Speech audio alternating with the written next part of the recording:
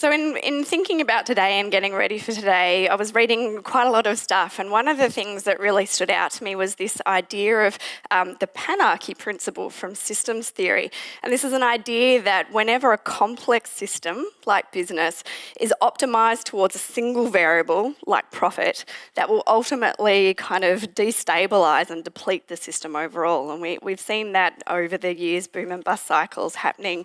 So when that starts to happen, you start to see signs of instability or disruption in your environment, and these are sorts of things that our businesses face into daily. You've got globalisation, geopolitical instability, sort of crazy tweets that we're seeing in the news, digitalisation, declining trust in business, media, our government institutions, demographic shifts with new demographics colliding in the workplace like never before, and with that coming changing expectations from employees in terms of the role that work plays, and changing expectations in terms of consumers, customers, and society at large in terms of the role that business plays.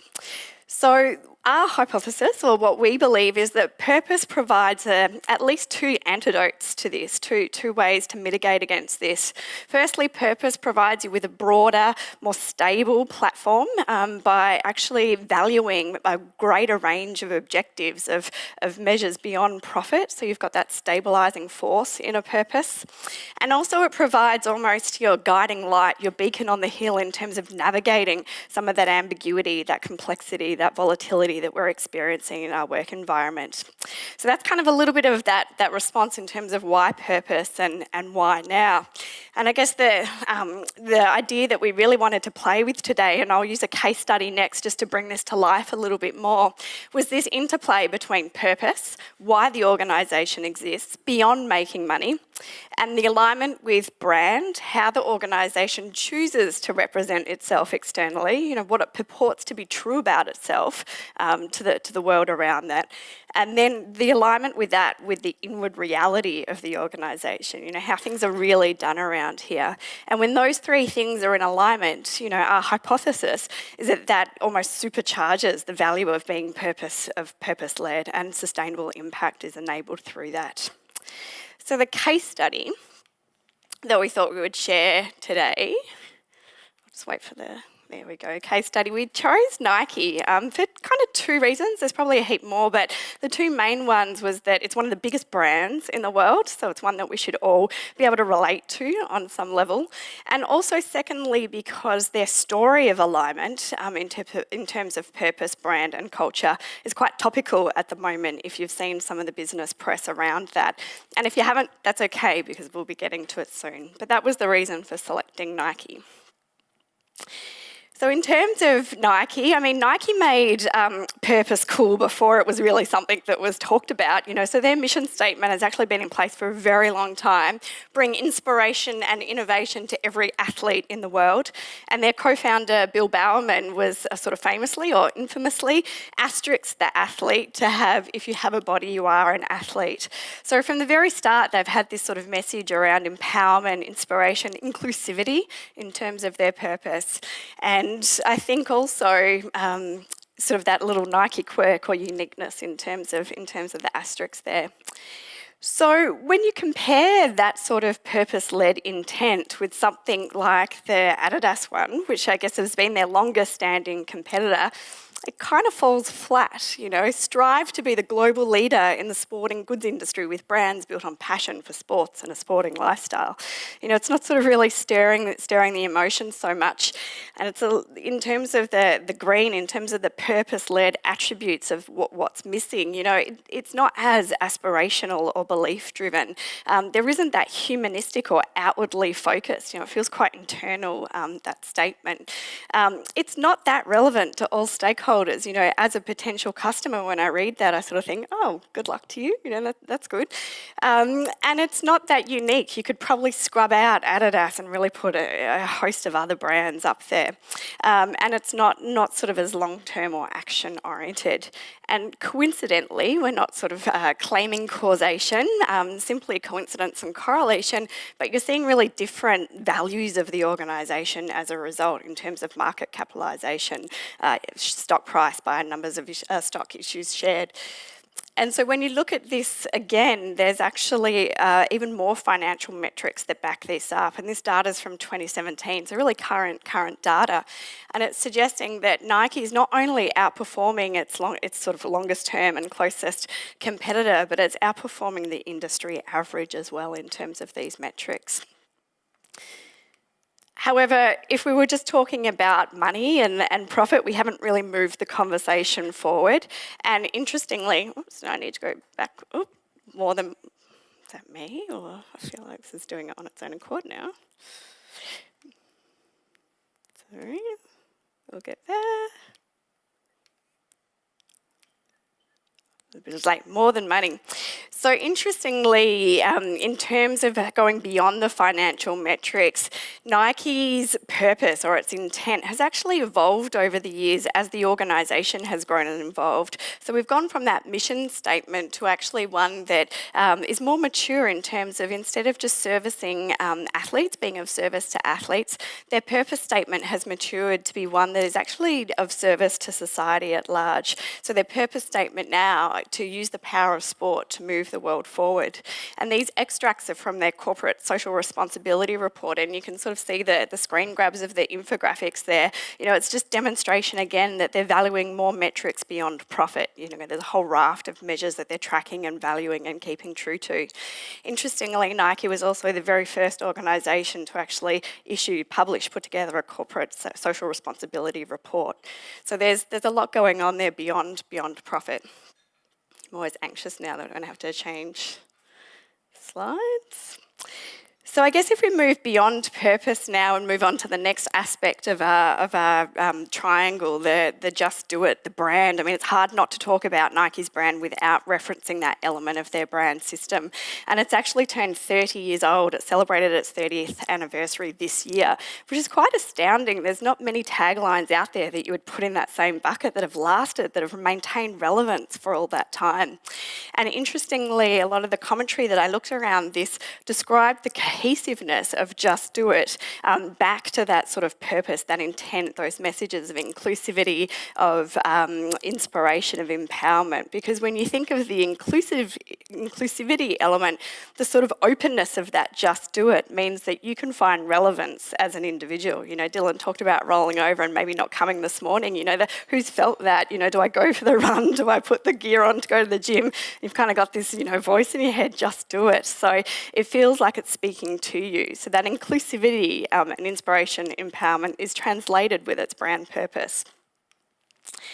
Interestingly, it's how that brand then moves on to culture. Our third element of the triangle is that it's interesting, David Grasso, who was their Chief Global Marketing Officer, he now heads up the Converse brand, which is owned by Nike. He's been adamant for many years that Just Do It is not just a tagline, it's actually the company's internal mantra. So the two have actually become quite enmeshed in terms of cross-referencing one another. And this is a screen grab just from their careers side at the moment. You know, we are the people who do. So that enmeshment of our tagline becoming our mantra, Just Do It, and how it translates into the culture is quite clear and evident. So what does this all mean? Well, I guess in terms of the power of alignment, when you get culture, brand and purpose fusing together, we've seen sort of phenomenal growth in the Nike brand over the years. So much so that back in 2015, that's when those screen grabs were taken, Mark Parker, the CEO, predicted that they would actually hit 50 billion in revenues by 2020. And that would be fueled by a 60% growth in their women's wear categories, which are the fastest moving segment of the market. So this power of alignment was really allowing Nike to surge ahead.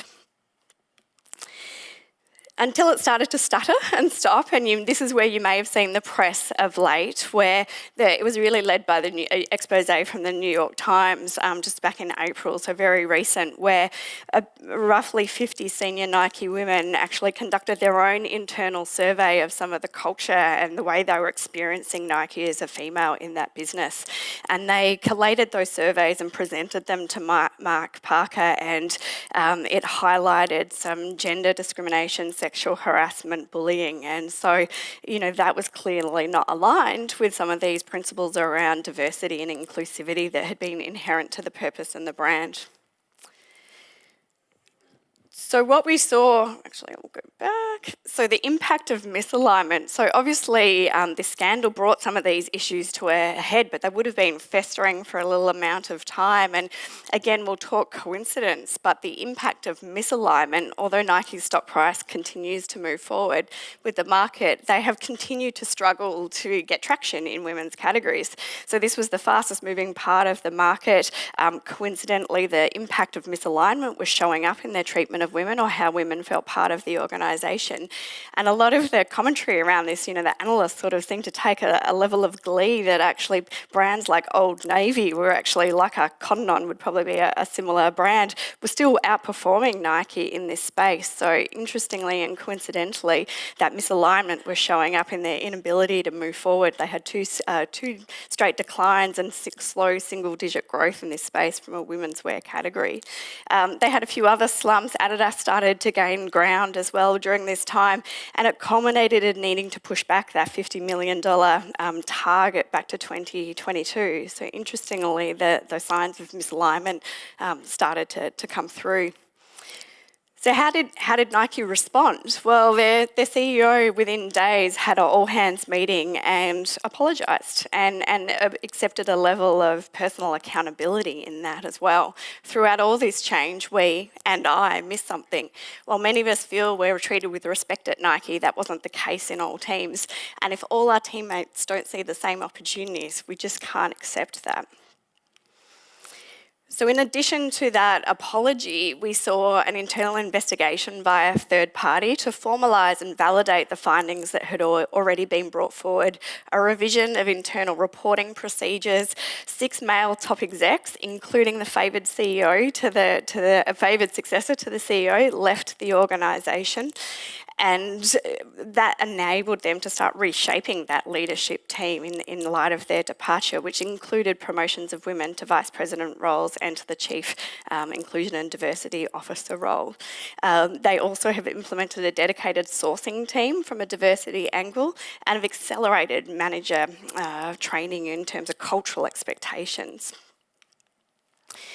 So interestingly, their brand from a brand perception, it did dip for a couple of months there where the press it was in, sort of Wall Street Journal took it next, Fast Company, you could look at any of the business press to see it covered. But it quickly rebounded, and a lot of the analysts talked about this kind of enduring affection for the Nike brand that helped to make it kind of Teflon and, nothing bad sticks to the brand. And in addition to that, they sort of talked about the quick action of the CEO and some of the authenticity that Nike showed in being quite transparent in that, this is not okay and we're taking action towards that. I think what added to that authenticity is Nike already had a really good, strong track record in terms of how it enabled women in the workplace. So they had essentially achieved pay parity. Close to half of the workforce was female. A third of the direct reports to the CEO were female. And quite quietly, it's actually hard to get much data on it, but the Nike Foundation had funded and founded the Girl Effect back in 2004, which is doing some incredible community work in terms of improving the lives of adolescent women in sort of disadvantaged places in the world. So that track record helped kind of validate the action that they were taking as not just lip service. In addition to this, Nike actually also had a track record of, responding to misalignment in the past. So we're all probably really familiar with the sweatshop scandals of the 1990s. Nike was really sort of placed as the villain amongst that scandal, amongst that saga. But if you look at any of the reports, Phil Knight, the founder, they talk about how that became a real turning point for the organisation to actually re-look at what their purpose was and the role that their innovation DNA that was part of their DNA could play in sustainability. And there's some amazing things they've done to actually now be recognised by the United Nations as a gold standard in terms of their factories within the retail space. So in terms of closing statement. I guess I liked this quote here. Businesses cannot change mistakes. It's how they recognise and handle them that defines them. So I think it's about a recognition that organisations, businesses, they're human systems. Humans make mistakes. But when you have a purpose at your core, it allows you to recognise when you are out of alignment. Without that purpose, there's no guardrails to say, hey, we're no longer in alignment with who we really are. And so this purpose-led and alignment between purpose, brand and culture of Nike allowed the organisation to go, this is not who we are, and respond quite quickly in effect to that. So that's where I'd like to kind of leave this. I just wanted to kind of give a practical case study to maybe flesh out this interplay of brand, purpose and culture. And we're now going to